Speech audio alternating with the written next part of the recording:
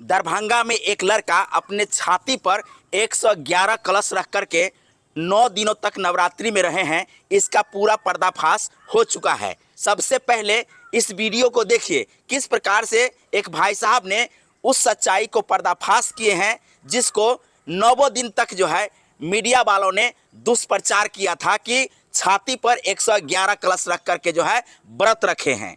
दोस्तों, दरभंगा जिला में जो 111 छाती पर कलश रखा हुआ था वो यहीं पे रखा हुआ था। तो आज 9 दिन पूरा हो गया तो लड़का यहाँ से चले गया। ये अफवाह फैलाया जा रहा था कि 111 कलश का भार उनके छाती पर ही है। उनके छाती पर नहीं था, आप देख सकते हैं टिंगा हुआ है और ऊपर भी दिखा सकते हैं कि 111 कलश को लटकाया गया है।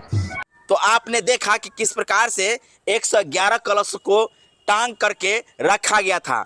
उनके छाती पर जो है सो 111 कलश नहीं रखा हुआ था। आप देख सकते हैं 111 कलश जो है सो ऊपर से नीचा तक जो है सो लटका ही हुआ है, जबकि वहां से लड़का गायब है।